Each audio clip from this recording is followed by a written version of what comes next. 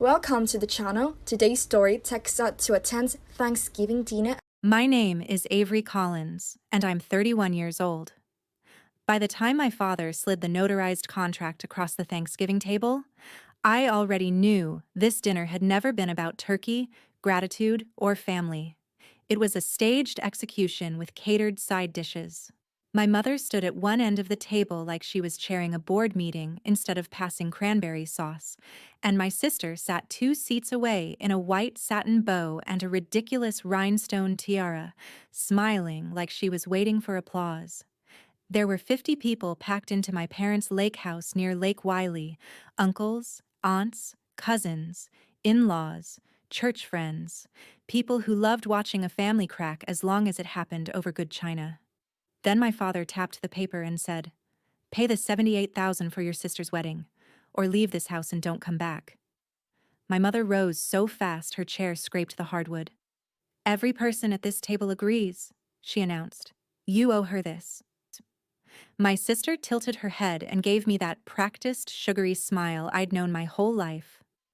"I already booked the venue under your credit card," she said. "So really, you're just making this harder than it needs to be." When I didn't reach for the pen, my mother grabbed my plate and dumped my dinner into the trash. "Freeloaders don't eat here." My father calmly picked up my car keys from the counter and tucked them into his pocket. "The car stays until you decide to do the right thing." 50 relatives watched me like I was the entertainment between dessert and football. I stood up, buttoned my coat, and said one sentence that turned my mother's face white. "Before I tell you what I said, and what happened after I walked out, tell me, what time is it for you right now? And where are you watching from? I'm curious to see how far this story will travel." What I said was, "You might want to call the venue before you call me ungrateful."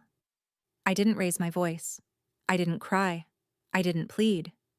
That was the part that unsettled them. My father hated calm more than anger because anger made me look emotional, but calm made me look certain. The whole room stayed frozen for half a second, and then my sister laughed. "Oh my God, Avery, don't be dramatic." She leaned back in her chair, tiara glittering under the chandelier, one manicured hand resting on the contract like the money was already hers. "You work in compliance. You literally review expense exposure all day. 78,000 is not impossible. It's a wedding, not a war." I looked at her and almost laughed myself, because that sentence summed up my family better than any therapist ever could. To them, my work, my salary, my discipline, my boring adult responsibility, those were communal assets. Anything I built was somehow a family resource, especially if Madison wanted something expensive and photogenic. My mother crossed her arms. "Your sister has one chance to have the wedding she deserves. And I get one chance to be treated like a human being," I said. "Seems we both came here with dreams." That was when my father told everyone what he clearly thought would finish me. He said he'd kept quiet for years while I lived selfishly, while the family poured love into me and got nothing in return. Then he started listing things they had done for me as if he were reading line items from an invoice. My first used car, the year I stayed home after college, money for textbooks a decade earlier. It was all rehearsed. Even the pauses were rehearsed.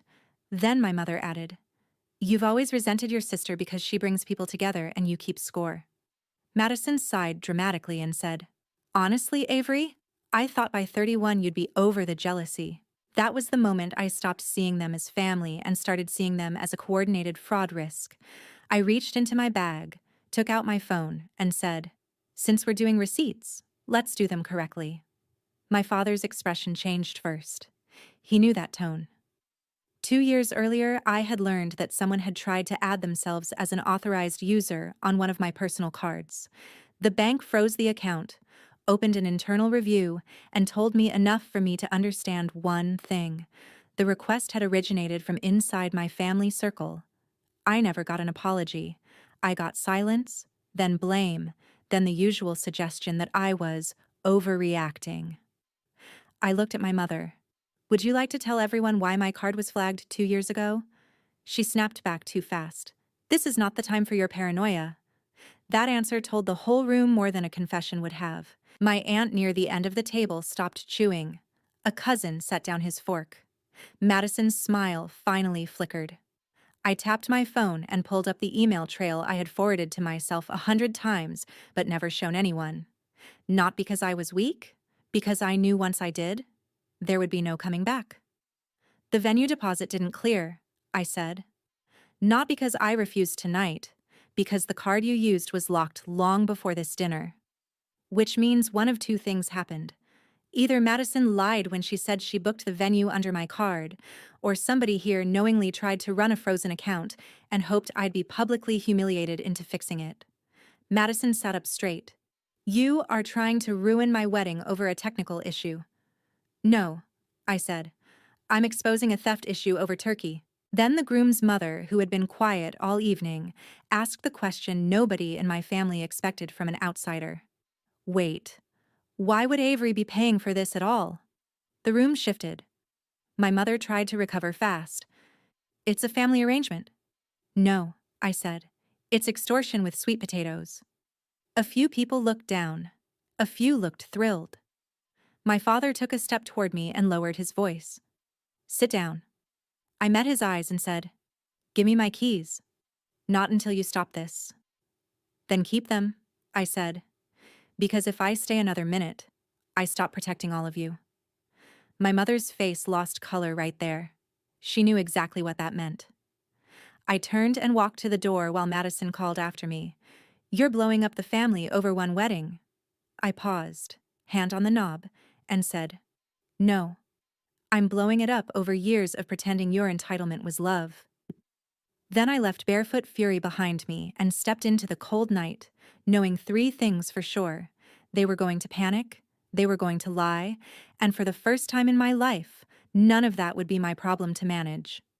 I spent the first night at a hotel 20 minutes away because my father had my keys and I refused to go back for them. I ordered stale room service fries at midnight, sat on the edge of the bed in my coat, and replayed the dinner in my head with that weird, delayed clarity you get after a public humiliation. My hands were still shaking, but not from fear, from release. People always imagine breaking away from a toxic family feels dramatic and cinematic. It doesn't. Sometimes it feels like staring at a beige hotel wall at 1:17 a.m. and realizing nobody in your life gets to invoice your existence anymore. By morning, my phone looked like a crime scene. Calls from my mother, calls from my father, calls from Madison, calls from relatives who hadn't spoken to me in years but suddenly felt led to mediate. I didn't answer any of them. I screenshotted everything, forwarded copies to a secure folder, and kept moving. That's what compliance work trains into you. Document first, react second. By noon, I had ordered replacement car keys, frozen every account that had ever intersected with my family, changed emergency contacts, updated mailing permissions, and flagged my credit for extra monitoring. I also emailed HR at my company, not because I had to, but because I knew my parents. When they lost control privately, they escalated publicly. I sent a simple note. There may be retaliatory contact from family members involving false financial claims. My manager called within 10 minutes and said, Whatever is happening, we've got you. That sentence meant more to me than I let him hear. The voicemails got uglier before they got desperate. My mother said I had humiliated Christian people on a Holy Family holiday, which was a very Denise Collins way of describing attempted financial coercion. My father said I was unstable and needed to come home before this becomes permanent. Madison sent a voice note crying hard enough to sound sincere if you didn't know her. I can't believe you'd do this to me, she sobbed. You know how much pressure I'm under. Not one of them said, we were wrong. Not one of them said, we shouldn't have cornered you in front of 50 people. Their pain was logistical, not moral. The wedding timeline was collapsing. The venue issue was exposed. The groom's family had questions. My silence was costing them credibility. 3 days later, my cousin Leah sent me screenshots from the family group chat. My parents had posted a long statement saying I was going through something emotional, that I had misunderstood a loving family request, and that people should pray for reconciliation. Madison added a broken heart emoji and wrote, "I still love my sister." I stared at that message for a long time because it was almost elegant in how manipulative it was. They were building a public record in real time, one where I was unstable, selfish, and tragic, while they were patient and heartbroken. That was when I understood silence alone wouldn't protect me. Silence had protected them for decades. So I did something I should have done years earlier. I made a timeline. Not an emotional diary, not a dramatic accusation list, a professional timeline. Dates, incidents, financial irregularities, witnesses, screenshots, voicemails, copies of texts, and one flagged bank event from 2 years earlier that had never fully left my mind. The more I built it, the more obvious the pattern became. Madison wanted something. My parents framed it as family duty. I resisted. They escalated shame until compliance felt easier than resistance. College housing, the car, holiday gifts, loan requests that became assumptions, temporary help that never returned. They hadn't just favored her. They had structured the family around converting my reliability into her lifestyle. The strange part was that once I saw the pattern clearly, I stopped feeling crazy. That's the trick of dysfunctional families. They train you to experience your own memory as disloyalty. I had spent years explaining away each incident because any single one taken alone could be dismissed. Misunderstanding, stress, bad timing, miscommunication. But stack them together, and the architecture shows. By the end of that week, I wasn't grieving a warm family I'd lost. I was grieving the fantasy that had kept me volunteering for harm. Then something happened that shifted the story from private family damage to full collapse. I got a message from a number I didn't recognize. It said, "Hi, Avery. This is Ethan Mercer, Nolan's cousin. I think your parents have been using your name with my aunt and uncle. We need to talk before they lose more money." Read that again. Before they lose more money. That was the moment I realized I wasn't the only person my family had dragged into their performance. And once I understood that, I knew exactly what came next. This wasn't going to end with me defending myself.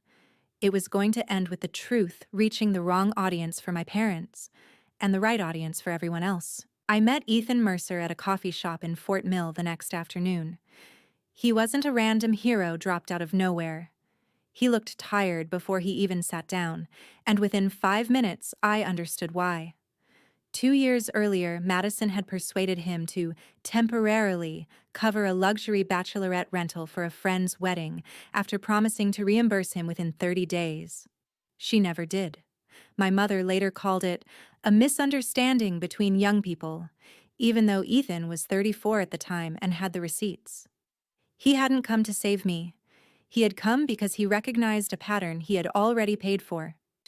He pulled out his phone and showed me a series of messages between his aunt, Nolan's mother, and my mother. My mother had told them I was managing a family trust disbursement, that I had already set aside funds for Madison's wedding, and that my hesitation was only about timing and tax strategy. I almost laughed from sheer disbelief. I'm a compliance analyst, not a trust officer. My grandparents left sentimental things, not secret wealth. But Denise Collins had always believed confidence could replace documentation if she said something with enough conviction. Ethan kept scrolling. There it was again.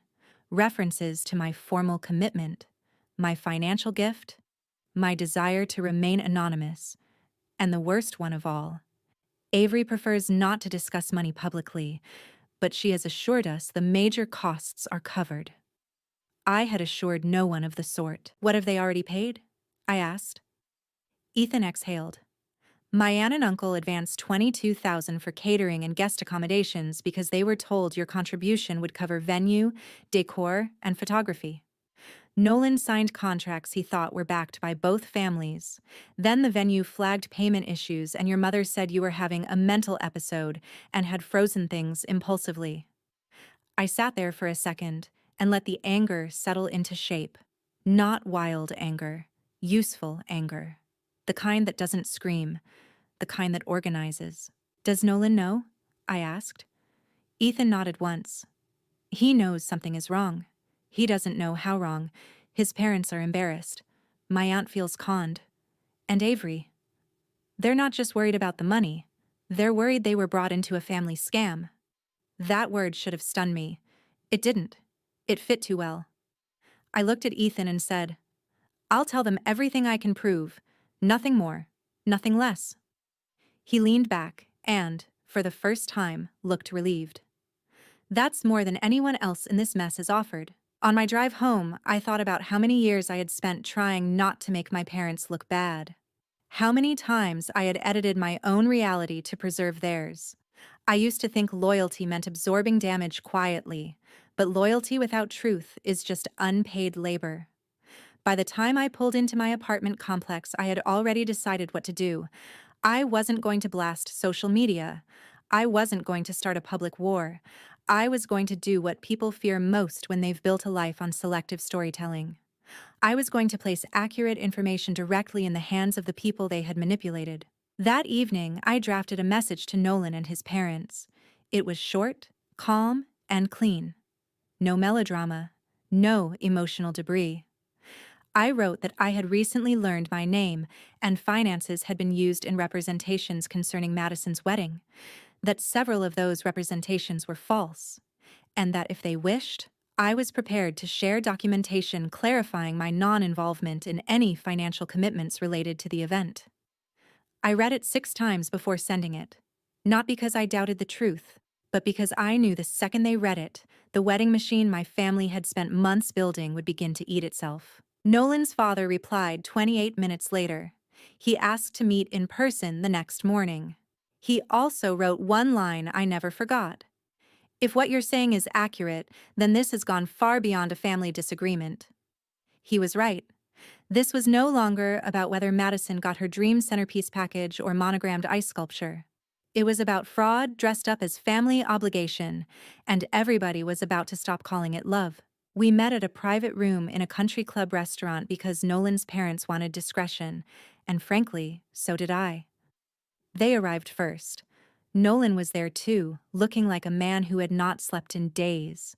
His mother's lipstick was perfect, but her hands trembled when she folded them on the table. His father skipped pleasantries. Start at the beginning, he said. So I did. I told them I had never offered to fund Madison's wedding. I had never managed a trust. I had never authorized any vendor to use my card, my name, or my financial identity. I showed them the flagged account history, the timeline I built, the message logs, and the email to my employer documenting anticipated retaliation. I also told them about Thanksgiving, about the notarized contract, the public ultimatum, the confiscated keys, the plate dumped into the trash, and the demand that I sign under pressure before 50 witnesses. Nolan stared at the table for most of it. His mother didn't. She watched me the whole time, the way smart people do when they're deciding whether grief is making someone exaggerate. But facts have a texture that lies don't. Dates aligned, documents aligned, timing aligned. By the time I finished, his father didn't look skeptical anymore. He looked furious in that controlled, expensive way rich men get when they realize someone has mistaken their manners for weakness. Denise told us you were shy about money, he said, that you hated discussing your generosity. My mother has always been creative when my wallet is involved, I said. Then came the part I hadn't expected. Nolan unlocked his phone and played a voicemail Madison had left him the week before. In it, she complained that I was dragging my feet on the release, and that if he handled his family, she would handle mine. His mother closed her eyes when it ended. Ethan had been right. They weren't just alarmed. They felt conned. Nolan finally looked at me and said, "Did Madison know there was no trust?" "Yes," I said. "Maybe not every detail, but she knew enough to know the money wasn't hers to promise." He nodded slowly, like that hurt more than anything else. Nolan's father excused himself, stepped outside, and made 3 phone calls. When he came back, the air in the room had changed. The catering payment scheduled for next week is suspended. The accommodation block is suspended. My attorney will be reviewing all representations made by your parents to my family. Until that review is complete, there is no wedding. Nolan's mother added very quietly, and there will be no further private discussions with Denise. She was done pretending etiquette required vulnerability. What happened next reached my family before I left the parking lot. Madison called 16 times in 11 minutes. My mother texted, "How dare you go to them?" My father wrote, "You have 10 minutes to fix this before I make it worse." Then the family group chat exploded. Apparently, Nolan's mother had sent a concise message to close relatives on both sides. Due to serious misrepresentations concerning wedding funding and prior commitments, all current wedding expenditures are under immediate review. Please do not make further payments or arrangements until legal and financial questions are resolved. It was elegant, devastating, and impossible for my parents to spin. Madison showed up at my apartment that night in leggings, full makeup, and complete emotional collapse. She pounded on my door hard enough for my neighbor to peek out. I didn't let her in. I stepped into the hallway and closed the door behind me. "Do you understand what you've done?" she hissed through tears. "My venue canceled. My florist canceled. Nolan won't answer me." "No," I said.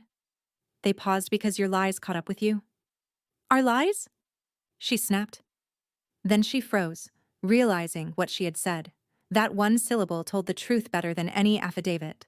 For the first time in my life, Madison didn't look untouchable. She looked terrified.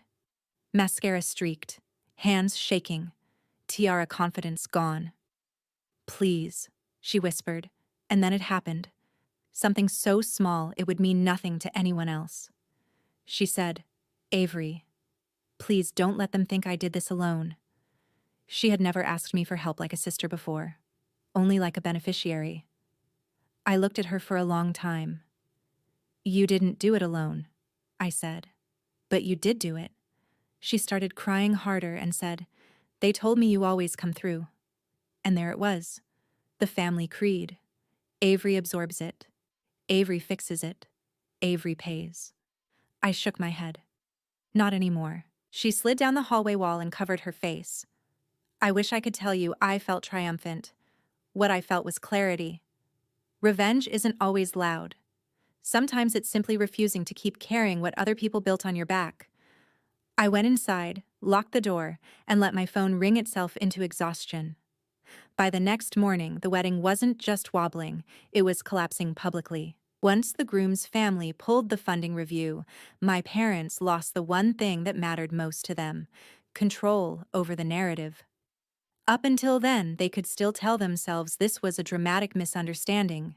But once outside money, outside witnesses, and outside lawyers entered the picture, their usual weapons stopped working. Shame only functions when the audience trusts the performer. Mine had finally stopped, so they escalated. My father called my office reception pretending there was an urgent financial misconduct issue involving me. Security flagged it and forwarded the report to HR, who immediately called to warn me. 2 hours later, my mother emailed one of my senior directors from a personal account claiming I had embezzled from relatives and was now fabricating stories to avoid repayment. That might have rattled me if I hadn't already briefed my company. Instead, IT preserved the email, legal documented it, and my director replied exactly once: "Please direct any further personal allegations through counsel." My parents thought professionalism was a costume. They had no idea what it looked like when an actual institution stopped tolerating them. That evening, my father left a voicemail unlike any he'd ever sent before. No yelling, no authority, just panic leaking through every breath. "Avery, call me back. This is getting out of hand. People are asking questions. Madison is falling apart. Nolan's family is threatening to pull everything. Your mother can't sleep. Please, we can explain." Then another. Then another. By the next day, there were 36 voicemails from him alone, some angry, some bargaining, some almost incoherent. In one of them, he said, "You don't understand what this will cost us." I listened to that line 3 times because it was the closest he had ever come to understanding me. He still didn't mean my cost, he meant his. But it was something. Meanwhile, relatives began contacting me privately instead of publicly. An uncle admitted he had always suspected my parents were harder on you than necessary. A cousin confessed that Denise had once asked whether he'd be willing to pressure me into co-signing a short-term family note. My Aunt Paula, who had watched my plate hit the trash on Thanksgiving and said nothing, sent a message that simply read, "I should have stood up for you. I am sorry. It was late. It was weak. It still mattered." Toxic systems survive on silent bystanders almost as much as on abusers. Then came the final thing my parents never imagined I would do. I stopped protecting their image with selective disclosure. I did not go online. I did not rage post. I sent one measured email to the relatives who had attended Thanksgiving, plus the few family members directly involved afterward. Attached was a short statement and supporting evidence. I wrote that because conflicting versions of recent events were circulating. I was sharing limited documentation, establishing that I had not agreed to fund Madison's wedding, that financial claims had been made in my name without consent, that retaliatory contact had now extended to my workplace, and that future communication should occur in writing only. I attached screenshots of the contract, key texts, and the HR-preserved outreach from my mother. No insults, no adjectives, just proof. The effect was immediate. You could feel the family center of gravity change. People who had enjoyed watching me be cornered did not enjoy being shown that they had been seated at a public coercion ritual and called witnesses after the fact. My parents started receiving messages not of support, but of distance. One aunt removed herself from the wedding planning chat. Another relative told my mother she was deeply disappointed. My grandfather's brother, an 80-year-old retired pastor nobody argued with, called my father and told him, "You are not disciplining a daughter. You are extorting one." I heard about that call from 3 different cousins within an hour, and then the financial damage surfaced. Once the vendors began comparing communications, the cancellations multiplied. The venue kept part of the deposit. The floral design contract included a non-refundable custom sourcing fee. The live band had a penalty clause. The luxury tent company wanted full cancellation charges because installation had already been scheduled. When everything was totaled, my parents were facing well over $100,000 in sunk costs, penalties, deposits, and private reimbursements they had assumed would be covered once they forced me to sign. Their masterpiece of manipulation had one fatal flaw. It depended on my compliance arriving before the paperwork did. My mother finally showed up at my apartment alone. No pearls, no perfect lipstick. Just a wool coat, swollen eyes, and the look of a woman meeting consequences for the first time in her life. I didn't invite her in. She stood in the hallway and whispered, "Please stop this." I almost asked her which part she meant. The truth? The evidence? The part where I refused to pay for her favorite child's fantasy? Instead, I said, "I didn't start this." She swallowed hard. "We were trying to help Madison." "No," I said. "You were trying to use me." Her face crumpled, not because she had discovered remorse, but because the sentence was so clean she couldn't argue with it. Then she said the thing I had waited my whole life to hear and somehow no longer needed. "We handled it wrong." Not, "We were wrong." Handled it wrong. Even her apology was logistical. I shook my head. "That's why this happened, Mom. Because to you, cruelty is a strategy problem." She started crying and reached for my arm. I stepped back. "You told 50 people I owed Madison my life. You threw away my dinner. You took my car. You contacted my job. You lied to another family in my name. You don't need forgiveness right now. You need reality." She left without another word. 3 days later, Madison's wedding was officially canceled. Not postponed. Canceled. Nolan ended the engagement through attorneys and one brutally simple email. "In light of material misrepresentation and irreparable loss of trust, I do not see a path forward." My parents had wanted to force me into a lifelong payment. Instead, they forced their golden child into a public collapse they could not control. And still the story wasn't over, because there was one final thing they had not yet done. They had not apologized where they had humiliated me, in front of family. The last time I met Madison, it was at a park by the lake 2 weeks after the cancellation. Winter had stripped everything down to branches and cold light, which felt appropriate. She looked smaller somehow, like the version of herself that existed only when our parents weren't around had finally surfaced and didn't know how to stand yet. She sat on a bench with no makeup and none of the performance she used to wear like armor. When I approached, she didn't smirk. She didn't accuse. She just said, "They're blaming me now." I believed her instantly. Families built on scapegoats don't learn from collapse. They just reassign weight. She told me the vendors were furious. Nolan's family had cut contact. Relatives were avoiding my parents. And our father had started saying Madison had misunderstood the plan. The plan. Even now, he talked like this was a scheduling issue, not a character issue. Madison laughed once, bitter and short. I spent my whole life being told I deserved more than everyone else. I didn't realize that meant they'd let me walk off a cliff if it kept them feeling important. That was the first honest thing I had ever heard her say about our family. Then she looked at me and asked for the one thing everyone thought I still owed. Rescue. Can you talk to them? Can you tell the family I wasn't the only one? There was fear in her voice, but also something new. Shame. I sat beside her, not too close, and watched the water move. You weren't the only one, I said. But I'm not going back into that system to soften consequences for people who built it. She wiped her eyes and whispered, "So that's it?" I turned to her. No, this is the first honest thing that's happened to us in years. She started crying, quietly this time, without manipulation in it. I didn't know how bad it was for you, she said. Because it was good for you, I answered. The truth landed between us and stayed there. I didn't tell her I hated her. I didn't. Hate would have tied me to her more tightly than love ever did. What I told her was this: I'm not trying to ruin you. I'm refusing to keep ruining myself so you can be comfortable. She nodded slowly, like each word had to pass through every old family script before it could register. I thought you'd always come through, she admitted. That's what they taught me. I know, I said. They taught me that too. We sat in silence after that, and for once, silence didn't feel like surrender. It felt like a border.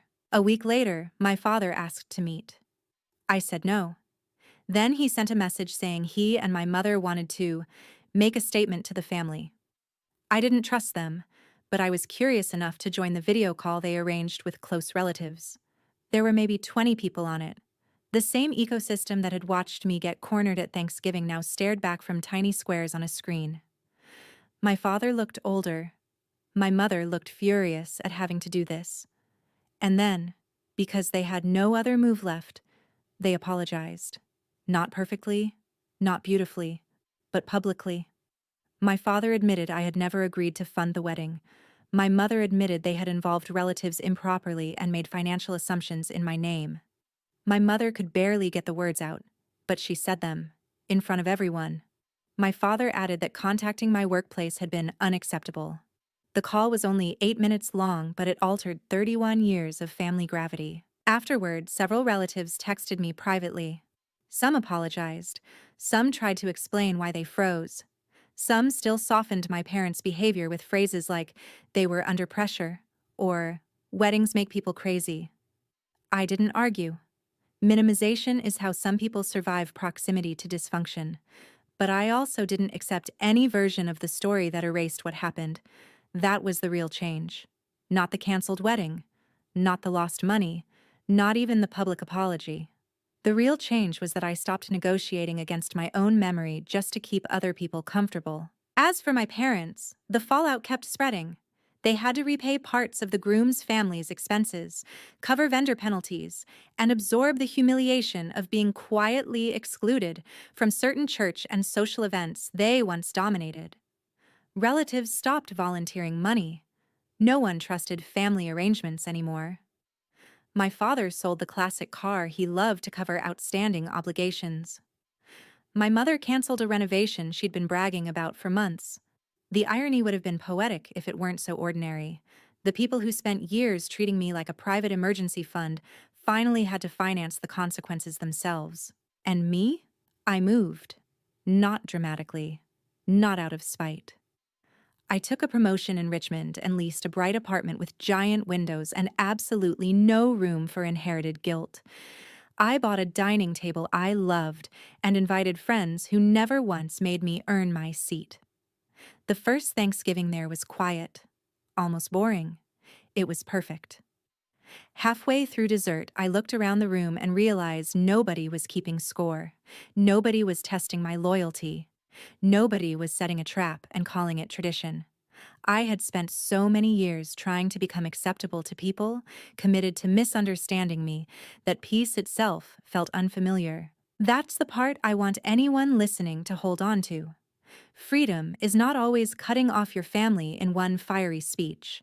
Sometimes it's smaller and harder than that. Sometimes it's deciding that love does not require financial sacrifice under threat, public humiliation for private control, or endless proof that you are worthy of basic respect. Sometimes the most powerful sentence in a family like mine is not "I forgive you," and it's not "I hate you."